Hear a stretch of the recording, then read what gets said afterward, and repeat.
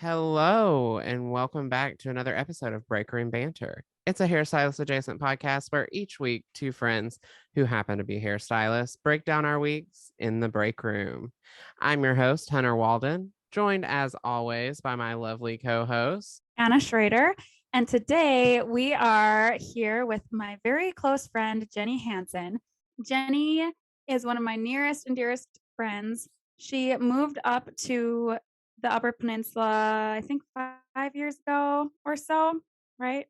Nod. Something I like think. that. Okay, yeah.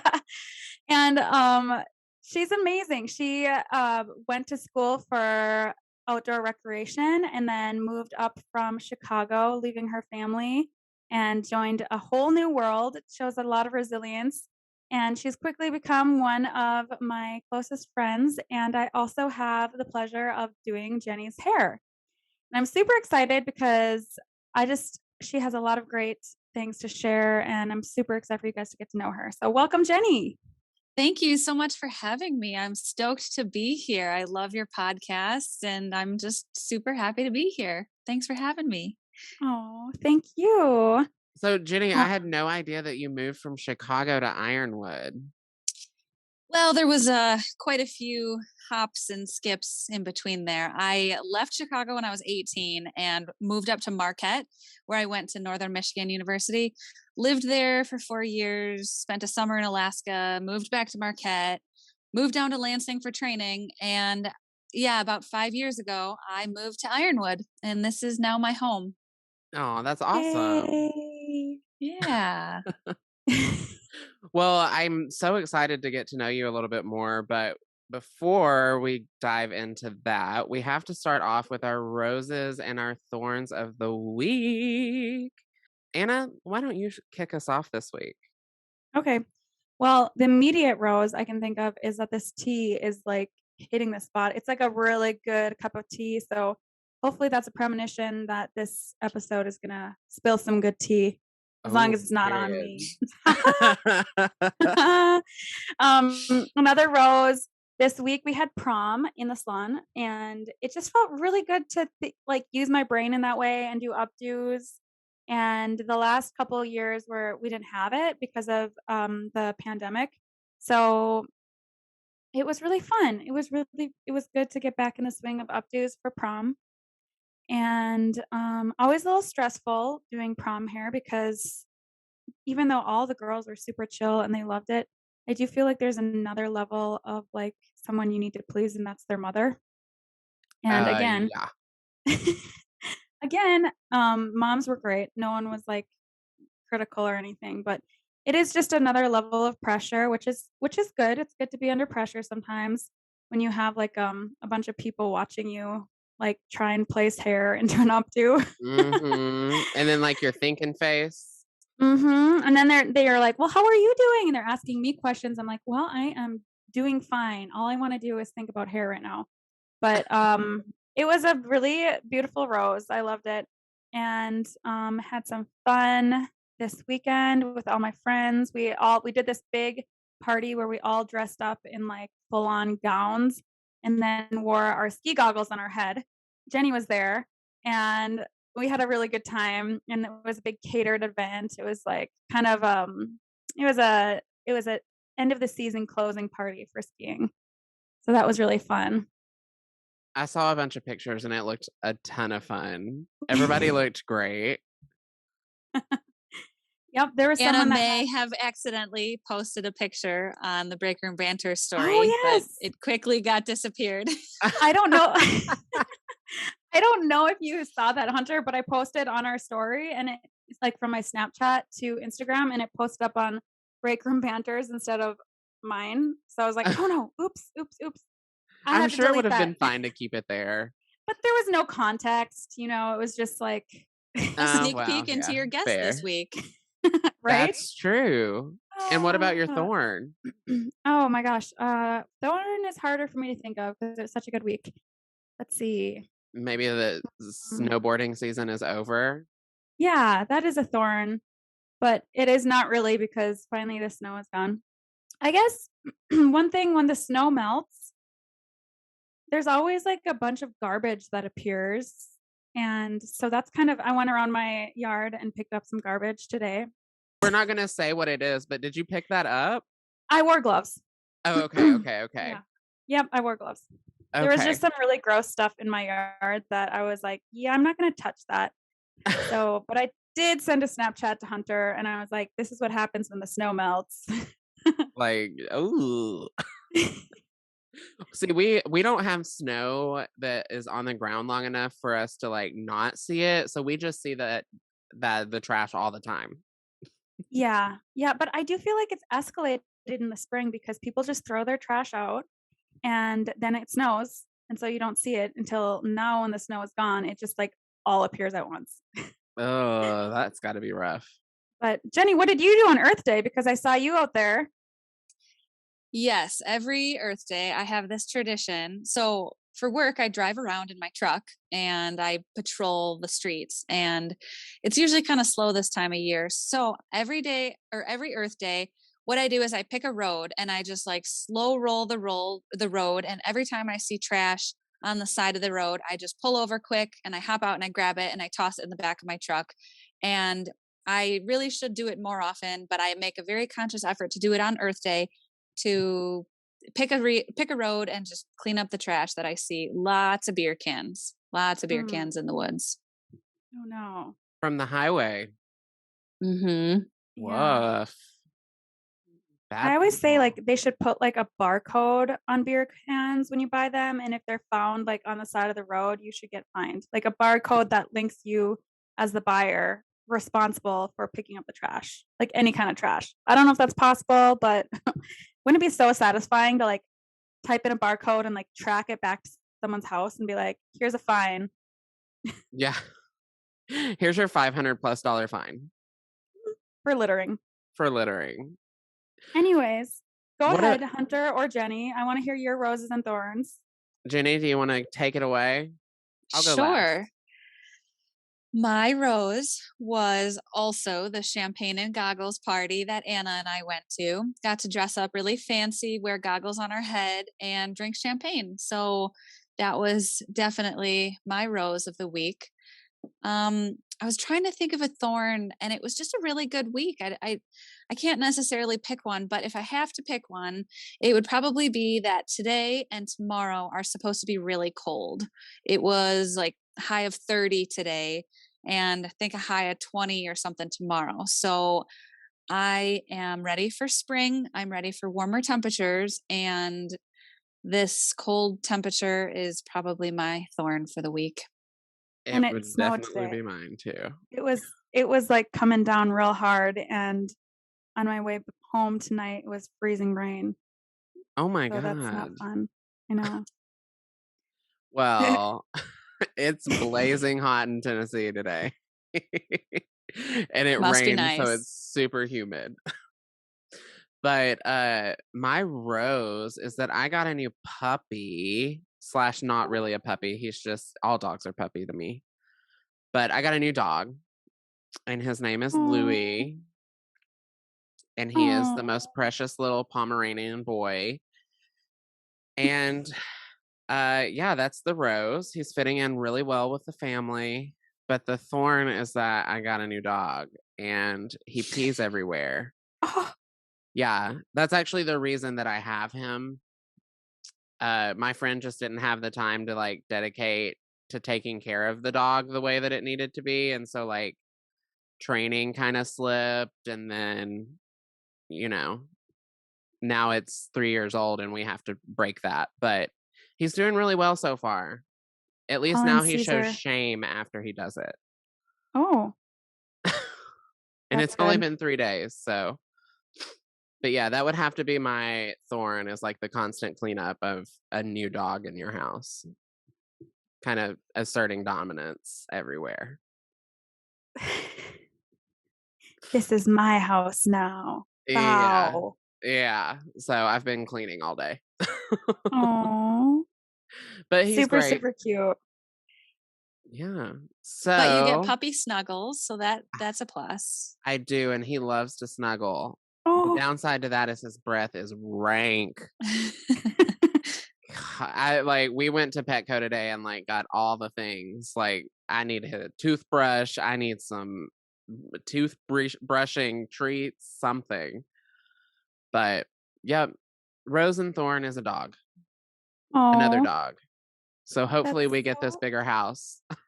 yeah, right? The Oh my house gosh. hunt continues. So Can another Thorn. so can you like tell everyone how many animals you have in your house? Because I'm amazed. So we have now 3 dogs, a Pomeranian, a Chiweenie, and a French Bulldog Chihuahua mix. Then we have 2 cats that both were rescued. And then we also have 2 ferrets. Full house. And Full then house. And I really want a bird real bad. But oh, when we were at Petco today, I looked at the birds and Bradley said, I just want to let you know. A bird is out of the question. So you should just do like go outside and get one of those like have you seen those TikToks where the guy has the glasses and that has the the plate? hummingbird feeders on them. Yes.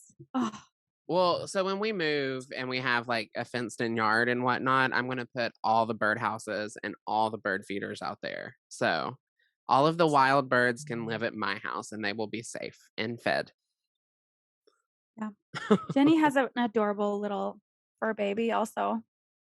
I Yes. do. He's a lab pit bull mix and he's all black and he's got the head of a pit bull but the body of a lab. But And him's a he's big really boy. yeah, he's a cutie. Oh, I He love might big pop in dogs. sometime. He might pop in sometime during the interview. If he starts barking, that's just him saying hello. He just wants to be on the show. One Yes. thing one thing I love about Echo is that and you guys can't see Jenny, but she has really dark hair and we color her hair to like level 3, 4. And so she matches her dog. It's very cute. That is They like kind of look hilarious. the same. They have beautiful shiny coats, both of them.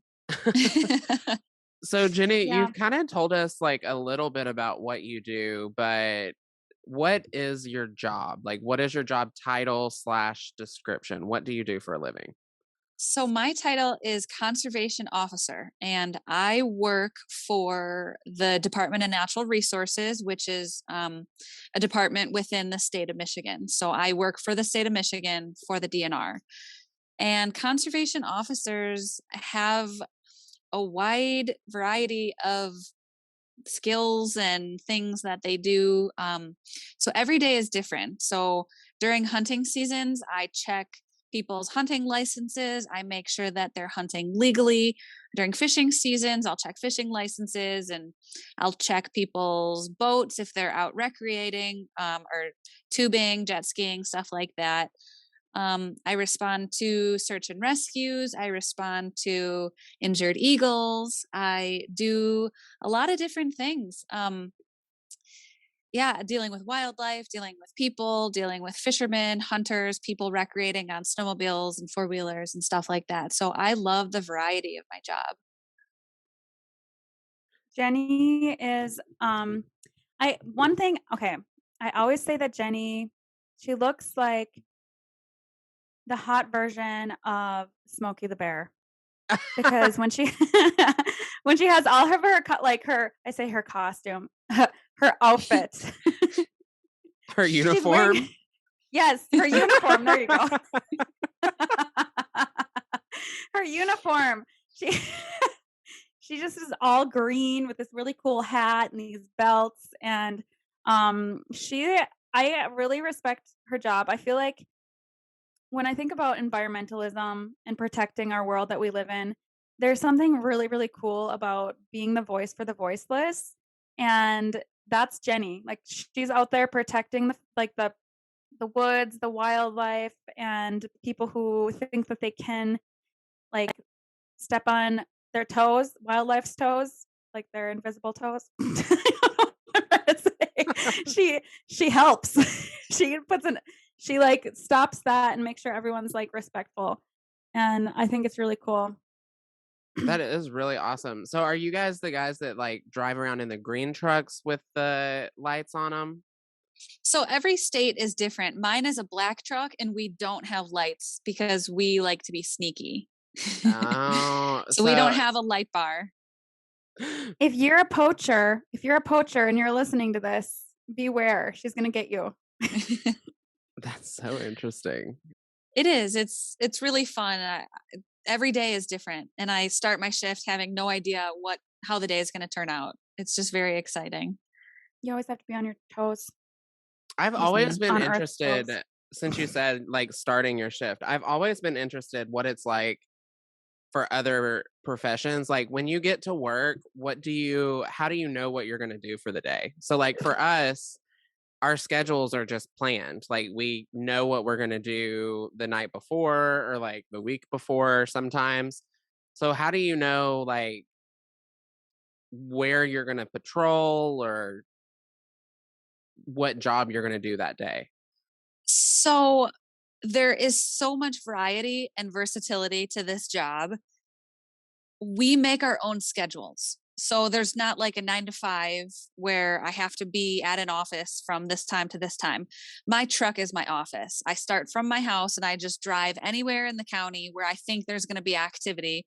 I could go up to the harbor and check fishermen, or I can go walk the beaches if it's a beautiful like 80-degree day and there's going to be people out there, or I'll drive around in the woods if I think it's a rainy Tuesday and somebody might be hunting from their vehicle. I'll drive around in the woods. So I wake up in the morning and I start work at whatever time I want to start work. And when I leave my driveway, I go in any direction I want to go. And when I'm done with my shift, I'm done anytime I want to. So I make my own hours. I make my own schedule. I go where I want to go. I do what I want to do. So, like I said, there's a lot of variety and a lot of versatility. The downside to that is I work a lot of weekends because most people are outside recreating on the weekends. They work during the week and they're off the weekends. So I have to work weekends very Right. often. I only get one weekend off a month, which kind of stinks. But I mean, that's when the work is there. So I'm expected to be out on the weekends working when other people are going to be out too. Yeah, it's kinda like hairdressers and working Saturdays. Yeah, It's like we have to work when other people aren't working. right. So that's the same for you. That's really Yeah. interesting. Do you have like so obviously after 5 years you kind of know like Monday through Friday it's going to be kind of dead around these times. Did you have like a guide when you first started that someone told you like you just had to figure it out? I just had to figure it out. I was thrown into a new county where I knew no one, and they're like, "Here's a truck. Here's a map of the county. Have fun." Wow. Okay. That's intense. I never thought about that like that, but yeah, not only did you have to get to know people and but you had to get to know the environment.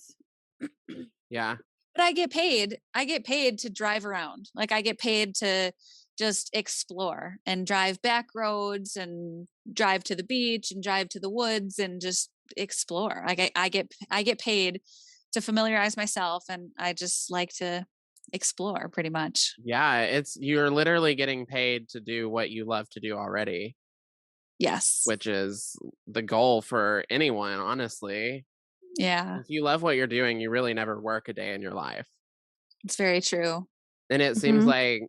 like even to me, your job sounds like super fun. I'm sure that it's hard, but Yes. it sounds super fun. Yeah. There's bad days and there's downsides to this job too, but for the most part, I love what I do.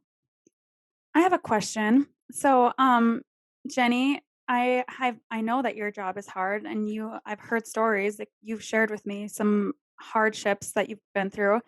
And on our past episodes, we talked about like how to decompress. And I guess a question for you would be, how do you decompress, especially when like your hobby and what you love is kind of like your job, you know, being outside, recreating. Mhm. And when you do have those hard days, how do you get away?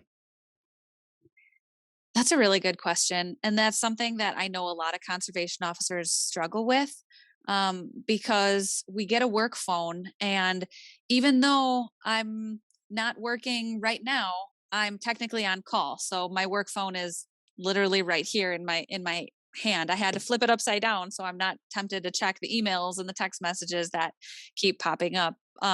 So it is really hard to find that balance of when to turn off work, because it's not like you can just leave everything at the office and end your day. No, like my work comes home with me. My computer's right here, my cell phone's right here, my truck's in the garage. So um it takes a conscious effort to separate that. And then the other plus side to separating is my family's lake house is in Wisconsin. So when I'm down recreating in Wisconsin, I'm not tempted to be checking at people's boat registrations, and I'm not looking at people who might be violating because it's not my state and it's out of my jurisdiction. So I can at least turn it off that way. But it's hard. It becomes second nature when I do it, and it's not an easy job to just turn off at the end of the day. It's almost like you can't have fun, quote unquote, in your own town. You have to kind of escape so that you know that you have no jurisdiction. Exactly. And small towns make it even harder. Right. Wow. Okay.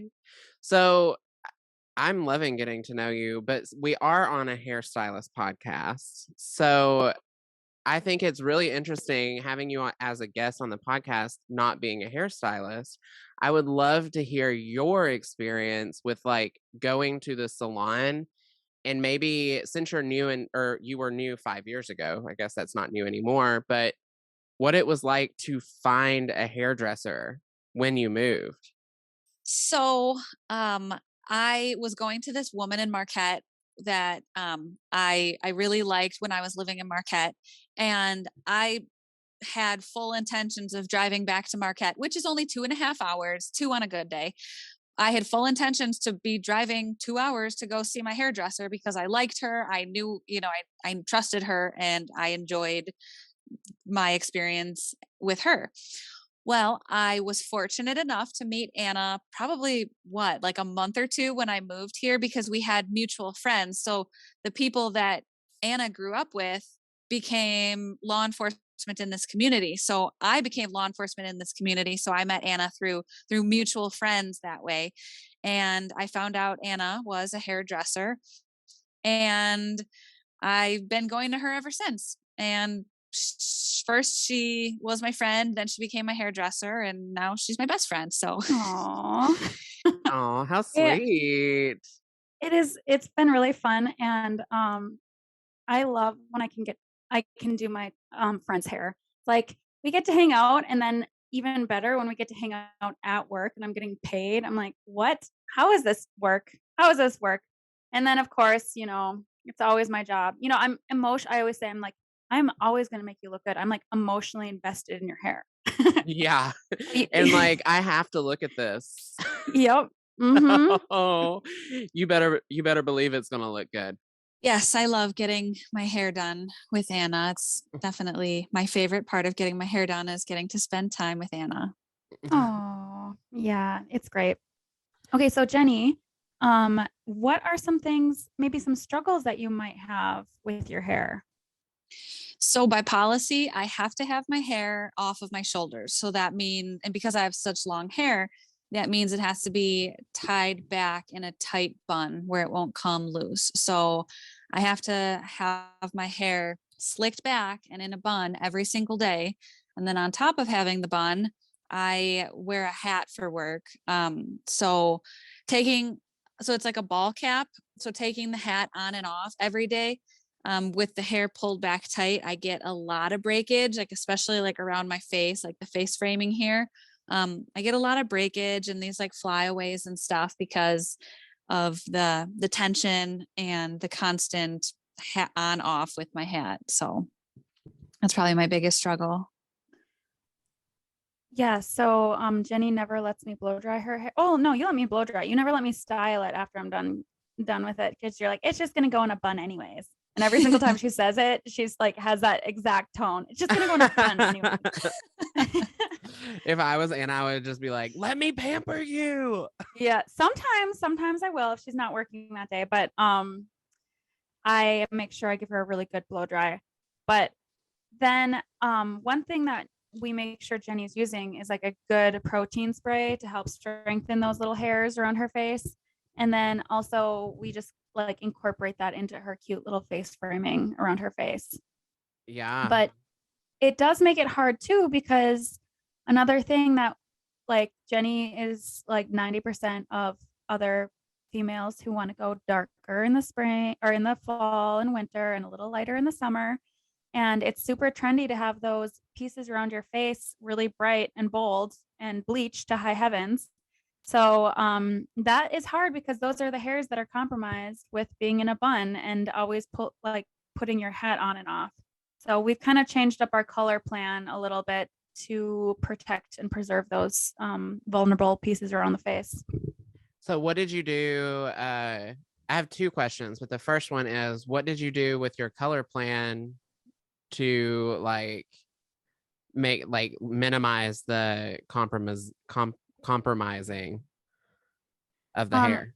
well, we just didn't bleach those very front pieces. And also Jenny has been going easy on her hair and she's embracing more of her natural. So we didn't actually do a big jump this year. She is staying dark. And then my plan is next time she asks for highlights, because I know it's coming,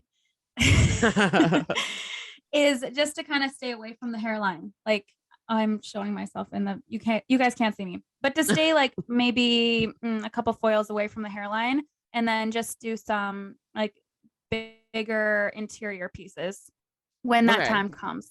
Yeah. Okay. So my second question is, Jenny, do you know how to like sew at all? I do. So have you ever tried sewing like a satin lining on the inside of your hats? No, I've actually never thought about that. Is That's that a good something idea. like with your policy that you could do? It's Like alter possible. the Yeah. uniform in any way? Yeah, I could look into it. Because that may possibly, I mean, with you having to have it in a bun and also having to wear a hat, like there's not a way necessarily to stay away from those breakages, but it may help a little. That's a great idea. My other thing I was gonna say, you could wear like a silk cap. Put a bonnet on. Exactly. Like tie. And I was like, that might go against code. Yeah, I don't know if I can make extreme changes to my hat, but I could maybe think about like putting satin or something on the inside. You know, Anna, do you remember that one time you referred to my head as a disaster? Do you remember that? You're like, there's three things that need to happen in order for something to be a disaster. Do you remember? She's laughing because she knows exactly what I'm talking about. I haven't forgotten that. Okay. Yeah. So I'm just a little story time. So I had this man that I got to know through the salon, and he was like a lawyer, like a risk lawyer, or someone that would go after like when there's a disaster. He was an investigator that would go and investigate whose problem was it. And usually it had something to do with like automobile accidents or sometimes major disasters like plane crashes and stuff.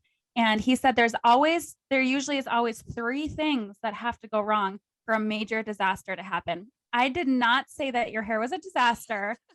I said, we need to be careful because we're getting close to the third. I said, Jenny, your hair is compromised because we bleach it. The second thing is you're always pulling it back. So there's tension and like, that causes breakage. And the third is just waiting to pop out. And if the third comes, maybe if I overlap the bleach too much, or, there's a million other things that could happen, there could be a disaster and that would result in major, major breakage. So these are the consultations that you say to your really close friends. And I said, we don't want your hair to become a disaster. Mm-hmm. I know. I just got to give you a little crap. But I do think about that. There's a huge difference between consultations with friends and consultations with like new guests, where it's like, you could say, it would be possible to achieve this white hair goal of yours. However, I don't think that the integrity of your hair would maintain this goal. Versus if I tell my friends, I'm like, yeah, I'll give you white hair, but it'll be on the floor. Exactly. Or I just straight up say no. Yeah. Because I also know my friend's lifestyle. And I know that my friend has a very busy lifestyle and it's hard for her to get in. So, and she likes low maintenance, which I can totally relate. So there are certain things where I'm just like, no. How about we do this? I do Probably appreciate not. I do appreciate your honesty when it comes time to the consultations, and I do appreciate you looking out for me. So thank you. The disaster. It's funny that you remember that. It's a disaster waiting to happen. Let that be your lesson, folks. Our clients remember what we say to them. It's true. Okay, so Jenni, another thing I wanted you to share. Recently, Jenni has switched over from brands of shampoo, and just like share with us a little bit your experience with that.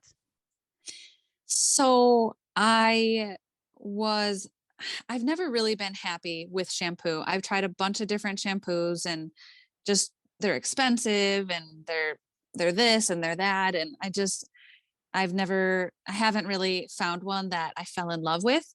And I'm not saying this because the two of you work for Kuhn or you use Kuhn products, but when I switched over to the shampoo that you gave me the last time I was in there, Anna, I literally see a night and day difference in my hair. Like using Kuhn shampoo, using professional shampoo, it makes a world of difference. And I truly, truly mean that. Absolutely, it does. That's amazing. And I can feel a difference in your hair too. But I also just want to say, you were using kind of just you were frustrated. You were just using whatever you could find from Walmart. Was it that, like, I don't even know what it's called. Like that, it's in like a round bottle. It starts with an O, organics or something. No, the Moroccan oil organics in the blue bottle. Was that the one you were using? No, it wasn't Moroccan oil. I was using Biolage for a long time. Oh, okay. I was using that for a while. Remember recently I asked you your opinion on Aussie? Oh, Aussie. Okay, I thought you were going to ask me a different one. I was like, don't. That hair care line cannot be named. Aussie. And you're like, yeah, you were like, yeah, I haven't used that since high school. I always say, I'm like, I honestly don't know enough about over-the-counter products to even tell you what is and what is not good. I just think that none of them are good. Yeah, in my exactly. opinion. Well, and the thing is like, I'm glad that I always talk about how much I love my products, but I never want to be pushy. You know, I never ever want to be pushy. So when Jenni was like, I think I'm going to get the good stuff, I think I'm going to invest in shampoo and conditioner, I was so happy. But I never ever wanted to like push someone into that. So I just wanted you to share that with everyone because I notice a difference, and sometimes I forget how big that difference is because I don't, like I said, I haven't used Aussie since high school because we are blessed with the ability to have professional shampoo all the time. Right. It's just at our fingertips. I do. You said something, Anna, that I think will be interesting to get Jenni's perspective on. You said you don't like to be pushy and like salesy about it. So Jenni, what was it that Anna did that made you decide like, ooh, I'm going to try these products that Anna uses on my hair? Because sorry, go ahead. Just because every time I leave the salon, my hair always feels full and it feels soft and it's like shinier, and I could never recreate that. And I guess when I asked Anna about it, I asked what you use at the salon, and I think that's probably how I ended up with the one that I got now. It's just because I like the way my hair feels when I leave the salon, and I'm trying to recreate that. Right. So the product essentially just spoke for itself, you may say. Yes, definitely. Yeah. I've had clients that say the same thing where it's like, oh, I didn't even tell you I used that. And they'll come back in the salon one day and I'm like, oh, I never thought you would buy shampoo for me. But you love the way that your hair looks. So now you're buying shampoo and that's great. Yeah. That's good. Yay. That makes when you told me that, I'm like, yay, I'm so happy. I'm so happy you love it because it's, you want to sell stuff that, people are going to love. And I know the product works, but it's great to hear it from you. And, yeah. So Let's, I think it'll be interesting to kind of dive back into your career field. Um, and so in your field, like you're one of the very few women in your career field, correct? Yes. So there's about 250 officers for the entire state of Michigan, and about 10 of us are female. and you're the And only one in this area. I'm the only one in this county, and there's only 3 of us on this half of the Upper Peninsula. But I'm the only one in this county, the only female conservation officer in this area, let alone. That's awesome. So like going through training and stuff, how many of your uh like co-trainees were women?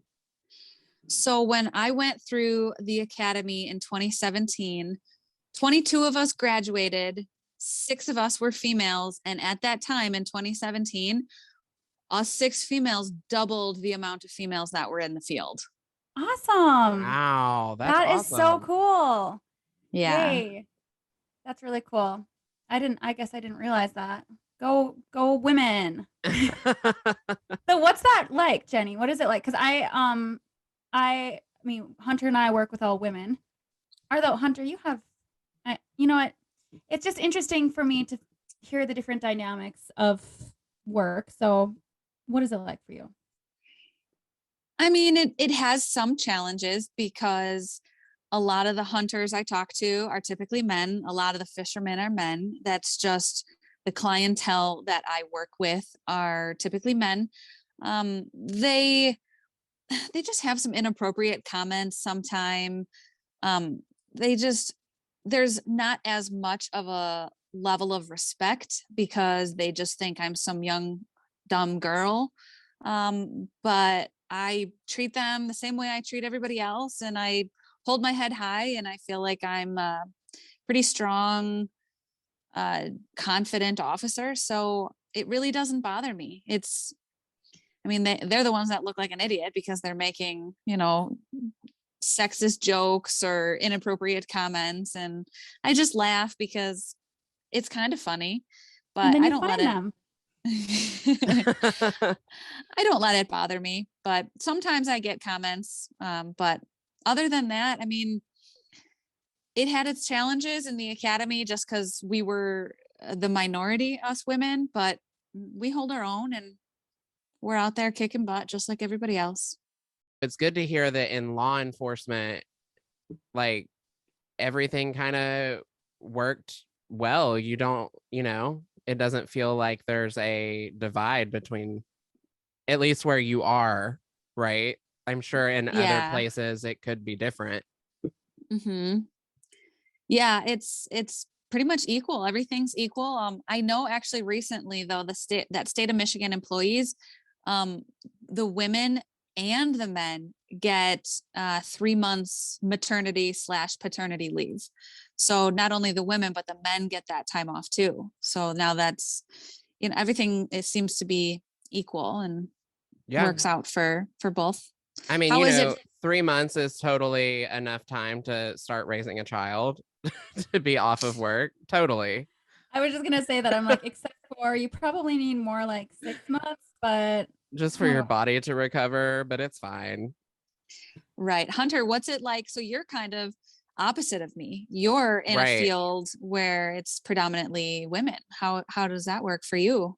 Honestly, it's I have the upper hand if I'm being honest. I just feel like a lot of women love it when men do their hair, whether they be of my sexuality or not. They just enjoy I guess, ew, it sounds so gross. I was gonna say they just enjoy the touch of a man, but that's so disgusting. Um, they like, I don't know. I just feel like I have an advantage, so it's kind of unfair to me to speak on Hunter's differences. privileged. Yeah, and hey, at least I know it.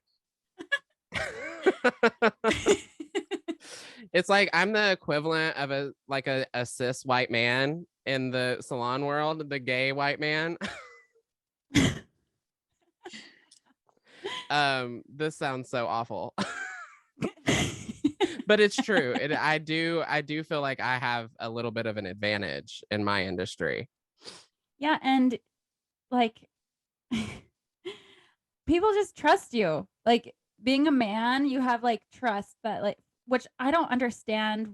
Like I would okay, that sounded weird, bad too. But Hunter, I 100% trust you, and I know that you have better fashion sense than I do. So I know you and I trust you.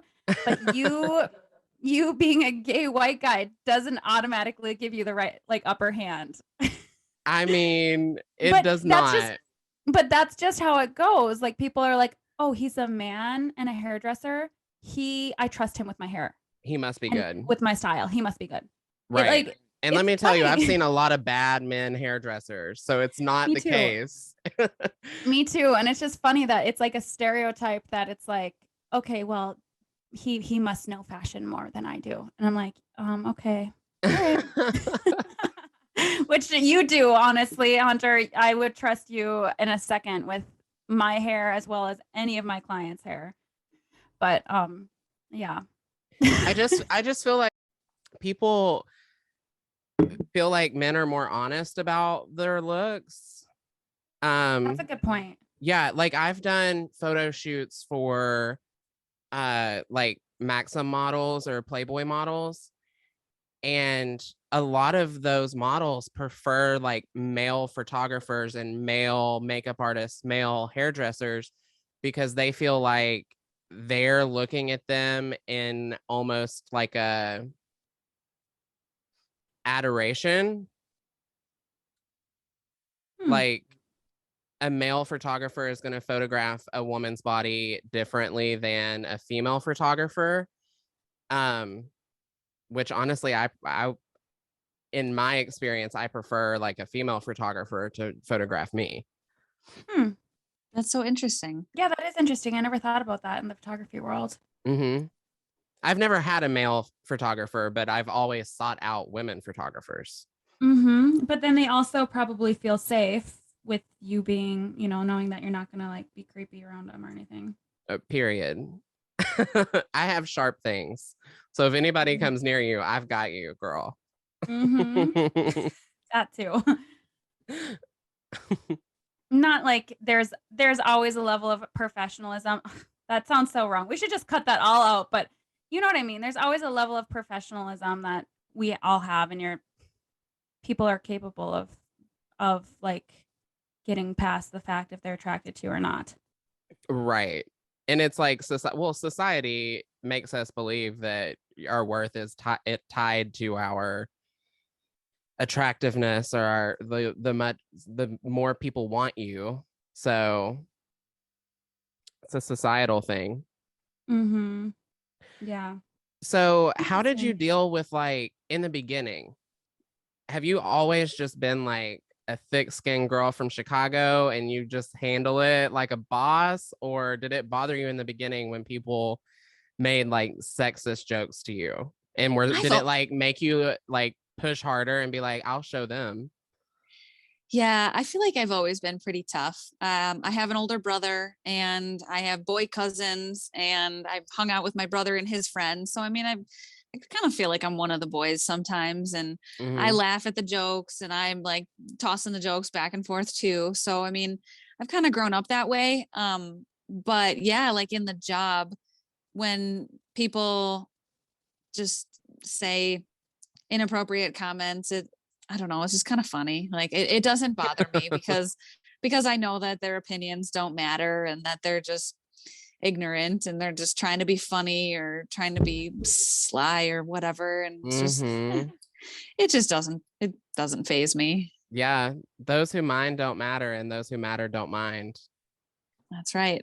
You know, I'm from the Yeah. South. I got a saying for everything.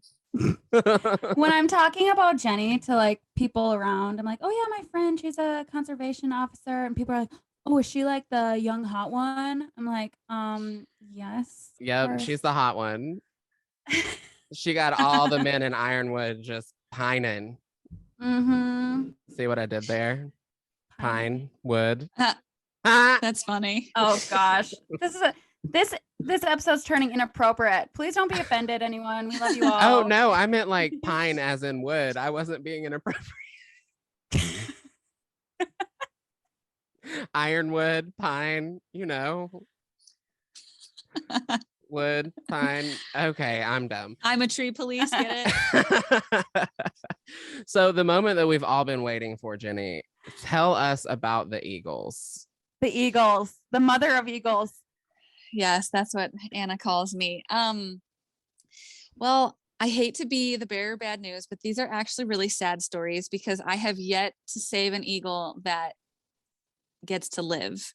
Most of the eagles I pick up, they're either poisoned or they're dying or they're sick or they were hit by a car. So unfortunately, the eagle that I brought over to Anna's that one time that she talked about on the podcast, I had high hopes thinking that it was going to make it because it was alert, its wings were full. I could tell it had a gimp leg. But I thought, rehabbers can just pin the leg and try and save it. I mean, you can just nurse it. It's like a broken leg. You splint it and then you kind of nurse it back to life. And there have been success stories with eagles, and I was hopeful that this would be one. However, by the time it got to the rehabber took a look at it and saw that its femur was fractured and that it had severe head trauma and blood in its lungs. So unfortunately, that eagle was put down by the time when it got to the rehabber, she put it down. Oh. But it is a sad story, but I like to look at it as I gave that eagle the best chance at a life. If it sat on the side of the road, it would lay there and it would suffer until it died. But I at least scooped it up, brought it to a rehabber, tried my hardest to see if there was any possible way it could be salvaged, it could be nursed back to life. So I know that even though they're not sad stories, I'm giving that eagle the best chance that it can have. Right. Yeah. I am curious to know because I know that there's like a lot of regulations around eagles. Could you share like what is like this is a completely ignorant question and I'm asking genuinely to gain information. Why are there so many regulations on is it the golden eagle or the bald eagle? Bald eagle. Okay. It's because they are federally regulated. So these regulations don't come from the Michigan DNR. They come from the federal government, the U.S. Fish and Wildlife Service. They are the ones that regulate eagles. And honestly, I don't know why eagles are such a priority species, but they are. They're federally regulated. They're protected. They're really special, and we have a ton of eagles around here. I've probably scooped up probably 7 or 8 eagles by now. I know Anna told the story about the one I had to chase through the golf course. That was interesting. She has told that story. But my favorite eagle story is the one time I had to mud wrestle it in a swamp. Actually screen grabbed a photo from your Instagram that we're saving to post for this episode about the mud wrestle eagle. So tell us about that one. Yes. So I get a call that there's an eagle there's a trout hatchery in Waters Meat, which is in my jurisdiction. And the people who work at this trout hatchery, they called and they said, there's an eagle. I think it's sick or injured. It's been sitting in the same spot for about 24 hours now. It's not moving. It's not flying. It's not doing anything, but it's just sitting there. We think something is up with it. So I get there and it's kind of like out, it's like on a small little rock bar out in the swamp. And they said, I didn't have my kayak with me, but they said, here, use our kayak. So I always keep a blanket with me because that's how you have to throw the blanket over the eagle and scoop it up. So I always carried my blanket with me. So I get in their kayak, and it was like a really mucky swamp. Like it was like an inch of water to like a foot of muck. So I'm paddling through like pea soup almost. And it's just like so thick, and it's not like a lake or anything. And so it was a struggle to get out there. So by the time I beached the kayak, got out onto this like rock bar that was maybe 50 feet, the eagle sees me and it starts to walk away, kind of starts to run from me. So I grab my blanket and I chase after it. And by this time, it runs into the swamp, and now it's using its wings to swim, like breaststroke, like with wings. And so it's using its wings to swim deeper and deeper into the swamp, and it's just sinking lower and lower into the Oh my swamp. gosh. So I get back in the kayak, I paddle around to the other side of the rock bar, and this eagle's scared and he's trying to swim away from me, but he's really just sinking deeper and deeper. And now I get up to him, and I'm only like 3 feet away from him. And he's now on like the left side of my boat. So I take my paddle and I go to scoop underneath the eagle. I try and like take my kayak paddle and try and like wedge it underneath the eagle to like prop him up on like the top of the surface of the swamp. Well, meanwhile, my kayak paddle that's covered in mud on the right side is now like raining mud onto me, onto my face, onto my uniform. It's raining mud, and I'm just like covered in this thick, nasty swamp water. So I start laughing at this point. I'm like, this can't be real. Like, I can't make this stuff up. This is like the highlight of my career so far. So I get the eagle propped up on my kayak paddle, and now I slide the paddle over to now it's like on the front of my boat. And this eagle, I'm not joking, is like a foot and a half away from me. He's sitting on the cockpit of my kayak, and his talons are just pointed right at me, like inches away from my face. And Oh the my whole time gosh. I'm talking to him, I'm like, it's okay, buddy. Like, I'm here to help you. Like, I'm not going to hurt you. Like, I'm trying to help you. And I'm talking to this freaking eagle. And he's just like, this deaf chicken. Right. And he's just staring at me, and his talons are like this. Oh my God. So I like slowly reach down and grab the blanket that was like between my legs, and I like slowly throw the blanket over him, and I kind of scoop him up, and then I put him in my lap. So now I've got him on my lap, and I paddle back through the muck, get him onto shore, and he's just covered in mud. So am I. So I bring him up to the rehabber, and we had to like hose him down because he is caked in mud. And so we hose him down. And that's when I got that picture taken that was on my Instagram. And that's how I mud wrestled an eagle. Amazing. That is truly amazing. So What a day. I have one last question for you. We've got 6 minutes left. You said that's the highlight of your career thus far. And if, as you know, by listening to the podcast, I'm super goals and business oriented, and Anna is super passion driven. My question for you is this your dream job, or do you have higher expectations for yourself, or like goals that are beyond what you're doing currently? This is most definitely my dream job. I get to help people. I get to help animals. I get to play in the woods. I get to do the things I love to do and get paid for it. So this is by far the best job. This is a really good fit. I love what I do. And I'm really happy with what I do. That's amazing. And that's all we could ever ask for as humans, honestly. Right. And she's good at it. She's amazing. Like, seriously. But I remember asking Jenni, I'm like, well, how's your day? What did you do? And she's like, oh, just, I had to run to the store, do this. I went back to the woods, patrolled here and there, went out to the harbor, had to grab a melon to get a muskrat out of someone's house. Then I had to do this and blah, blah, blah, blah. I'm like, wait, what? A A melon? muskrat. Was it a muskrat? What was it? It was some kind of I forgot weasel-y about that. thing. It was a woodchuck. A woodchuck. Yes. I was like, and she just said it like it was totally normal. Like the list goes on. And, wait. What? You got a melon to coax a woodchuck out of someone's house? Yeah. Expound. Please expound. And it was just like, she's like, yeah, you didn't know that woodchucks like melons? Yeah. So I'm constantly learning new, fun, crazy things, little tricks about animals in the wilderness from Jenni. So thank you. And I hope that I'm giving you some useful information too about hair.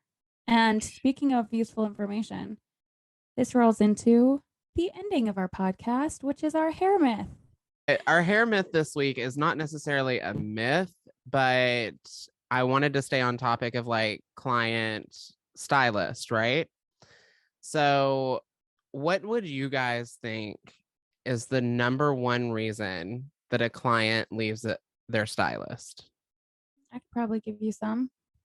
I would say personally, I feel like their stylist isn't changing it up. They're not like they're not thinking outside of the box and they're getting stuck in a rut. They're getting too, I would say a lot of like stylists get really comfortable and they forget like it's to stay important current, right? to stay current. But also, I think maybe stylists forget how important it is to stay professional too. Right, And because it's so easy to get into the habit of like Becky coming in for her base color every 4 weeks. What if Becky wanted to like add some highlights or change up her base color and you already have it mixed when she gets in the door? yeah, exactly. Jenni, what are your thoughts? I don't know. Have you ever left a hairstylist other than like when you moved and you met Anna? Have you ever left a hairstylist because of X reason? Well, I never really had a steady stylist until I was in Marquette and then now Anna, but I did get my hair done one time and she didn't really understand what I wanted and she kind of assumed rather than asking like, okay, let me see like do you want this and this, like she kind of just took like, oh, you want this, okay, and she ran with it. And that I just remember I left the salon in tears and I was like, I've never been more unhappy with my hair because she just didn't understand and she didn't really take the time to get to know exactly what it is I wanted. Right. She saw Communication her breakdown. vision of what you were saying. Right.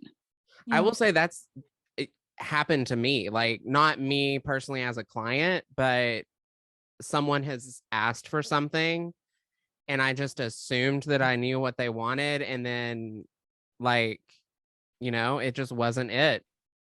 And it's happened. Like, I remember the client left the salon unhappy, but I booked them Anna and I have talked about this actually particular client in our communication episode, but she left the salon unhappy, but with an appointment to correct the issue. And then the next day I get a bunch of text messages. She had canceled all of her appointments for the year. And that was totally on me because I thought that I understood what she was asking and I didn't ask any more questions. Did you give her a chance to air her displeasure? Oh, girl, I called her twice, once in the morning, once in the afternoon. I sent her a text message. No. I sent her an email and then I sent her a text message. So I tried, but it was like, to her, it was a mistake that just couldn't be overlooked. Okay. And I just had, Yeah. you have to be okay with that sometimes as a stylist. Yeah, everyone makes mistakes. Yeah. So were we right though with the miscommunication Yeah. So and like getting comfortable? according to this 2014 article by Modern Salon, reason to go number one is that they want to stay current and their stylist isn't being current. So like maybe the stylist isn't educating themselves. They don't know how to do more current styles. And like what I'm thinking more of is like when the balayage technique became really popular in the United States, how a lot of hairstylists didn't know how to do it because it's not something that I know that for me, balayage was still new whenever I was in school. So I never learned balayage in school. I learned, a hand painting technique where you were literally painting highlights in, which is also a beautiful technique. Right. But balayage as a technique isn't something that we learned. So it's something that you had to continue your education on Yeah. if you Mhm. wanted to keep those clients. The number two reason is their stylist isn't present. When doing a client's hair, they want to feel like they are getting a stylist's full attention and being pampered. If the stylist is talking to other stylists or taking phone calls, they may feel like the stylist doesn't care about them. This one's also happened to me, but not because I was talking on the phone. It's because I double book. Mhm. I've had a client say, I felt like you rushed me out and I wasn't okay with it. Ooh. And yeah, she told me in the middle of me, like, I was, when she was telling me this, my next client was walking in the door. And like, I was trying to start foiling her hair, but my client was there waiting on me. And she was telling me that I hadn't pampered her enough. Luckily, I work in a salon like with a great team that I was able to make sure everyone felt pampered, but it was a wake up call Yeah, it's a wake-up call, but it's also a reminder, like, you have to bring it every single day, every and single day. that is exhausting. Do you So, I still mean, double book now? I do, but with her in particular, she drives a really long way to see me, and she's been coming to see me for a really long time. So she came to see me when my prices were really low, and like she's still driving 2 hours to see me, and my prices are some of the highest in our area. So like I just need to show the appreciation for her and not double book her. So I will always double book. But if a client is not okay with it, then obviously I'm not going to. it's just a good reminder that, we need to bring it every single time, and we have to make people feel important and loved because they are. Hmm. And But we're allowed to have off days too, and I think that's when, you know, I guess if someone is I'm impressed that they actually told you why they were hurt, but if they're going far enough to tell you why they're leaving, they should also extend the grace to hear you out and maybe give you another chance, but that's just well, me. yeah, this client in particular, like she told me to my face, she plans on coming back. Um, but it like just exactly like you said, you have to bring it for every client, no matter how busy you get, you have to find a way to make it work. Mhm. And also, especially now that we have Jenni here, when you're doing your friends or family, like close friends and family, it's important to remember to bring it for them too. So I think it's easy to get comfortable and casual with people. Mm-hmm. And it's like, just treat them like a new client every time. And yeah, some of the times the consultations can get a little bit comfortable, but also give them the space and the time, like the ability to say that they don't like something because Mm-hmm. they probably feel really uncomfortable. And in a way, they're kind of locked into you, you know? Right. Cause then it's So like what happens whenever they go to a new hairstylist. yeah, my family will never go to someone else. So, it's important that you give them the extra space to like air if they're not happy with their hair, if they want to change it up. Like Mm-hmm. that's a good reminder too. Yeah, and I would say like just to tack onto that and like put a little bow on it is you always have to be open to hearing that someone doesn't like your work. Mhm. And it's hard to like accept that someone doesn't like your art because it's almost like, well, I made this. I think it's beautiful. But you also have to realize that like your vision isn't everyone else's vision, right? Well, thank you guys for listening to another episode of Break Room Banter. It has been a fantastic episode. Jenni, I just want to say thank you so much for taking time out of your day and like turning the phone over to talk to us for an hour. Like, super appreciate it. Thank you Um, so much for having me. This has been so fun. of course. Do you have social media that you want to put on here, or are you cool with, or do you want to just kind of stay the Eagle Lady? I'll just be the Eagle Lady. That Ooh, sounds mysterious. good. The mysterious Eagle Lady. Well, if you want to follow us on our social media journeys, I am at HairXHunter on Instagram. The podcast Instagram is at Break Room Banter Pod, and Anna's Instagram is at anna.shr8hair. Thank you for listening to another episode, and until next week, bye. Bye. Bye.